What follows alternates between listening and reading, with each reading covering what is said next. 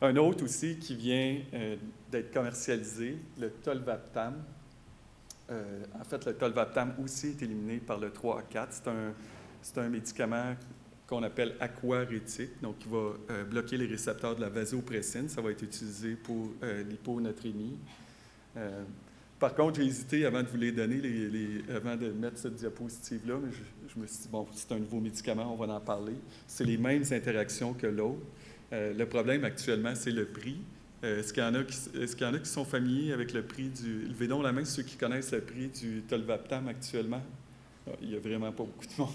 En fait, ça va coûter 300 $ par jour. Donc, ce qui fait qu'actuellement, il y a peu de chances que ça va être utilisé à long terme. On me dit 0 ici. En fait, hier à l'hôpital, on avait une patiente avec un sodium à 114, puis on essayait d'obtenir du tolvaptan, mais ça va être vraisemblablement pour des périodes très courtes. Et c'est sûr que le Conseil du médicament ne payera pas pour ce médicament-là, mais on ne sait jamais. Peut-être que le prix va baisser un jour. Donc, je vous le dis. Un autre médicament aussi, celui-là qu'on voit peut-être plus souvent, la métoprolol. Je vous ai mis ici l'exemple du Paxil. Le métoprolol est métabolisé par le cytochrome 2D6. Le Paxil, c'est un inhibiteur du 2D6. Donc, lorsqu'on débute un traitement antidépresseur, puis on sait que la dépression, c'est très prévalent chez les défaillants cardiaques, ça peut aller jusqu'à 40 %. Donc, il faut y penser pour le Paxil aussi. Il y a beaucoup d'interactions à ce niveau-là. C'est sûr qu'on peut gérer, ajuster les doses ou utiliser d'autres médicaments comme le carvedilol ou le bisoprolol qui n'ont pas cette interaction-là. Le Wellbutrin aussi, c'est un médicament qui a des cas rapportés qui vont faire la même interaction que le Paxil avec le métoprolol. Celui-là, je vous l'ai mis ici parce que je l'ai découvert. J'essayais de trouver des interactions avec l'hydralazine. Je ne sais pas si c'est vraiment significatif en clinique. En fait, je vous l'ai mis pour que vous puissiez porter attention à ça. En fait, c'est une étude qu'on a utilisé l'hydralazine chez les femmes enceintes. Ça augmentait l'hydralazine, l'absorption du métoprolol de 38 %. C'est une vieille étude, donc dans le temps, on parlait du premier passage hépatique. Ce n'est pas vraiment clair au niveau métabolique même. Mais en fait, ça serait intéressant de regarder ça si c'est des choses qu'on va observer chez les patients. Moi-même, je vais porter plus attention maintenant. Il y a aussi des interactions au niveau de l'élimination rénale, je vous en avais parlé. En fait, un très important avec les IECA, c'est le lithium. Lorsqu'on commence un traitement aux IECA chez un patient qui prend du lithium, il faut mesurer les concentrations sanguines, c'est très important. Ça peut jusqu'à quadrupler les concentrations sanguines. Donc, c'est quelque chose qu'il faut penser lorsqu'on va débuter un IECA. Il y a aussi les diurétiques qui font absolument la même chose. Donc, on a un excellent cocktail pour les patients défaillants cardiaques.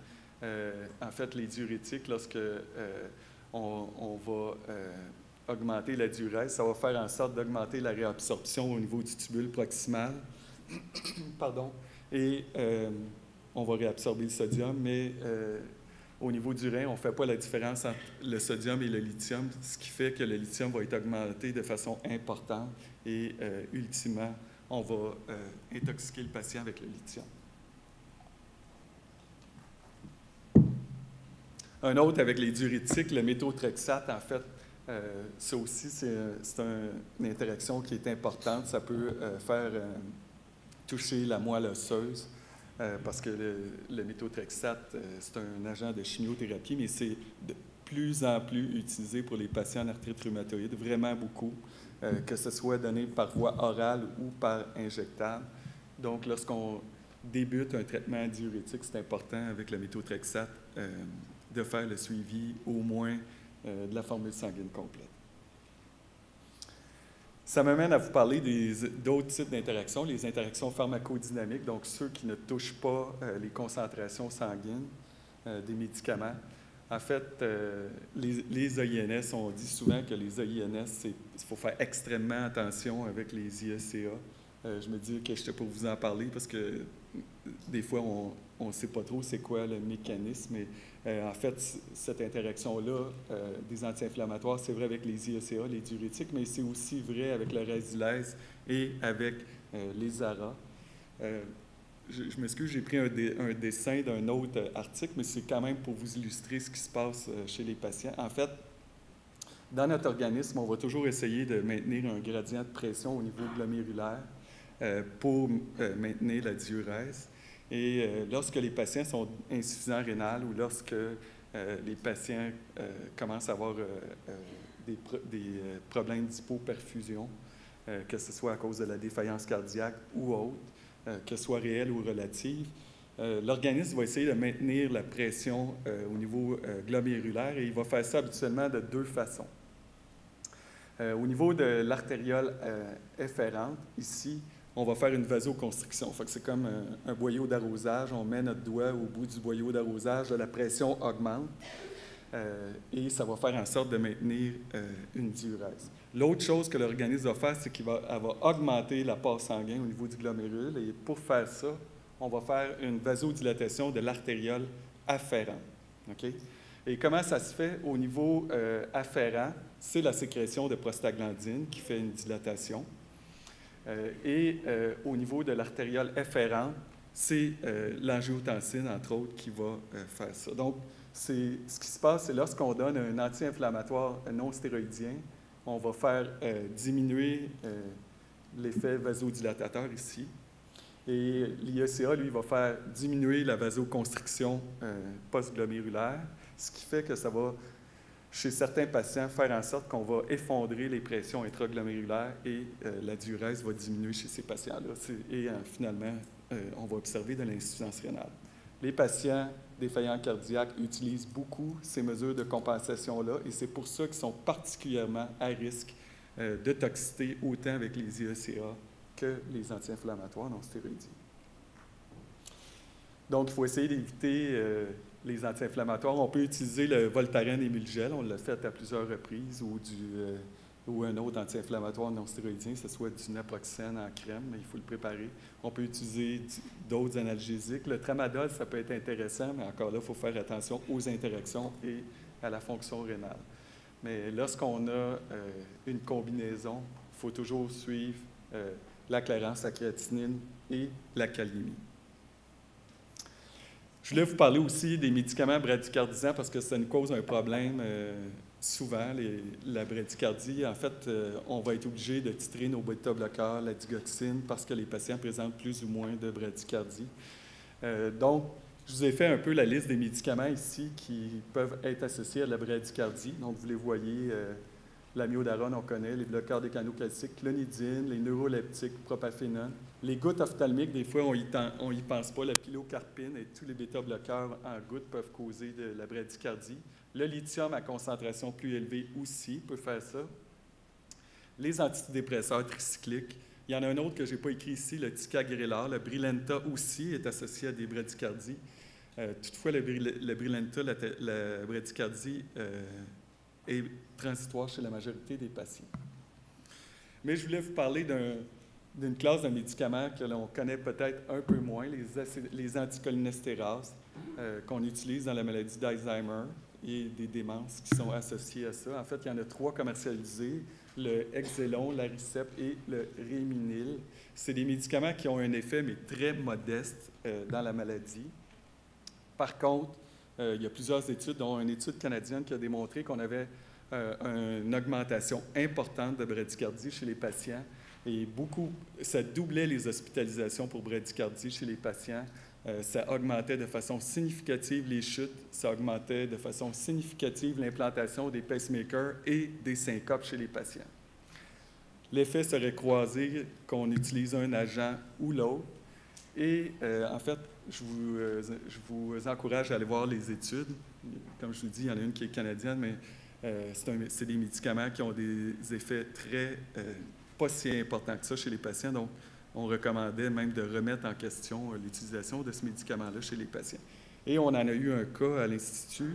En fait, on a eu une madame de 73 ans, défaillante cardiaque. En fait, elle est arrivée au mois de février. Elle avait une fraction d'éjection à 40. Elle se sentait très fatiguée. Et un mois auparavant, son médecin avait doublé la dose d'Exelon.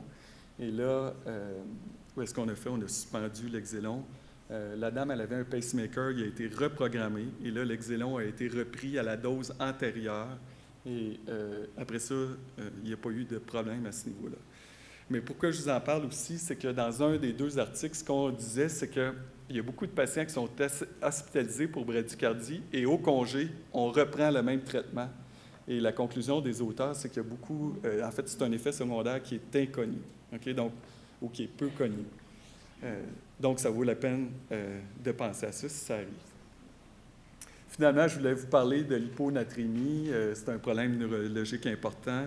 Je me suis dit que je vous en parlerais parce qu'on va en parler un peu plus avec les aquarétiques qui vont commencer à arriver sur le marché. C'est impliqué de façon importante dans les chutes. Donc, si on a des patients qui font des chutes, il faut penser à l'hyponatrémie. Dans les études, il y a 10 des fractures qui sont causées par l'hyponatrémie. Mais l'hyponatrémie, ça peut aussi être causé par d'autres médicaments, pas juste les diurétiques, même si je vous les ai mis ici, là, les thiazidiques, l'indapamide. Lorsqu'on utilise de la vasopressine, ça c'est aux soins intensifs, là, mais c'est sûr qu'en ambulatoire, on ne verra pas ça. Mais après quelques jours de traitement, on commence à voir l'hyponatrémie. Mais il faut penser aux ISRS, aux antidépresseurs. D'ailleurs, à l'heure actuelle, on pense que, dans la littérature, on pense que lorsqu'un patient a fait de l'hyponatrémie avec un, il va en faire avec les autres aussi. Mais effectivement, c'est des choses qu'il faut penser. Les IPP, les IECA aussi peuvent faire de l'hyponatrémie et les anti-inflammatoires non stéroïdiens. Donc, il y a beaucoup de médicaments qui peuvent causer de l'hyponatrémie. Et ce n'est pas juste les diurétiques, mais il faut y penser lorsqu'on est en présence d'hyponatrémie. La dernière chose que je voulais vous parler, c'est, en fait, vous ne l'avez pas dans vos notes, là, on a reçu ça la semaine passée. Et à l'Institut, hier, on a eu un conférencier qui en a parlé, c'est l'interaction entre les inhibiteurs de la pompe à protons et le Plavix. En fait, ce que Santé Canada nous disait, c'est d'éviter le plus possible de donner le Losec à ces patients-là. Et c'est un de ceux qu'il ne faut pas donner. J'en parlerai pas plus longtemps, mais je vous encourage à aller voir la référence ici. C'est très bien fait, mais le Losec est particulièrement impliqué. Puis dans ceux qui sont moins impliqués, c'est le Pentoloc qu'on pourrait favoriser. Mais avant tout, je pense qu'il faut clarifier l'utilisation chez les patients aussi. C'est la première chose à faire. Puis si on n'a pas le choix, on pourra utiliser un de ces médicaments-là. Donc, en conclusion, le risque des interactions va augmenter chez les patients avec la polypharmacie, donc avec le nombre de médicaments, avec le nombre de comorbidités. Les personnes âgées sont particulièrement vulnérables, ce qui fait qu'avec la clientèle de défaillance cardiaque, on a un cocktail particulièrement explosif à ce niveau-là. Et il faut toujours demeurer vigilant, même s'il y a des interactions qu'on ne connaît pas. On en apprend toujours en pratique et ça peut être différent d'un patient à l'autre. Donc, je vous remercie. Je ne sais pas s'il y en a qui ont des questions. Ça me fait plaisir. Merci.